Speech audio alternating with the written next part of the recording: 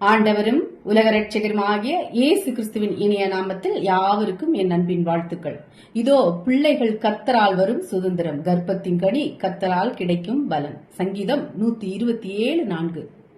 வேதாகமத்தில் எல்கானா என்னும் பெயர் கொண்ட ஒருவன் இருந்தான். அவனுக்கு அன்னாள், பெனினாள் என்ற 2 மனைவிகள் இருந்தனர். அன்னாள் என்கிற பெண்மணிக்கு குழந்தை இல்லை.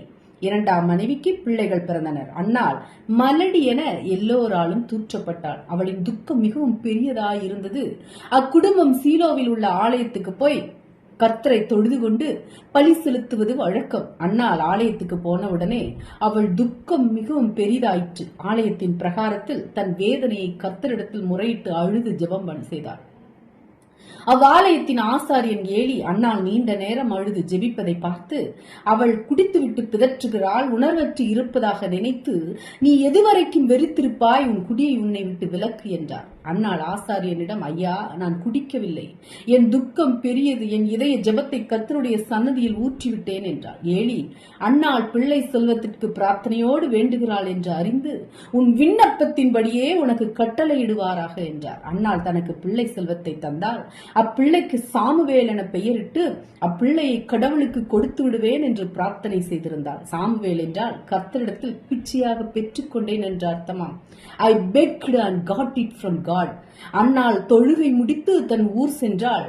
அவள் சொன்னபடியே வேண்டியபடியே கர்ப்பமுற்று ஒரு ஆண் குழந்தையை பெற்றாள். அவனுக்கு சாமுவேல் என பெயரிட்டு குறிப்பிட்ட வயதில் சீலோவில் உள்ள தேவாலயத்துக்கு கொண்டு வந்து ஏலியிடம் கோயில் பிள்ளையாக தன் பொருத்தனைப்படி ஆசாரனிடம் ஒப்படைத்துவிட்டு தன் வீடு போய் சேர்ந்தாள்.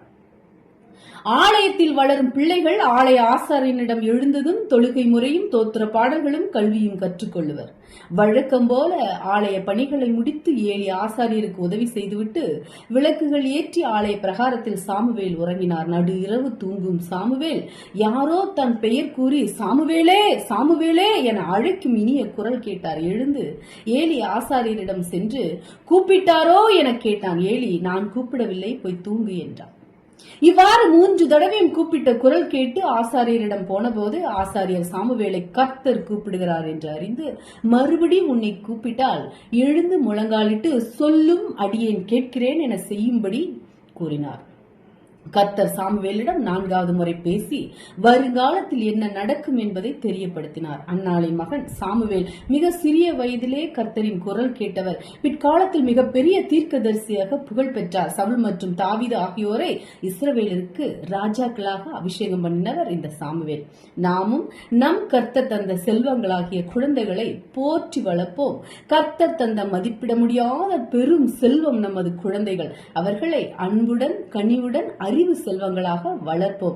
தேவன் தாமே இந்த வார்த்தைகளின் மூலம் உங்களை ஆசீர்வதிப்பாராக. நீங்கள் ஆசீர்வதிக்கப்பட்டவர்கள். அல்லேலூயா, பிரைஸ் காட்.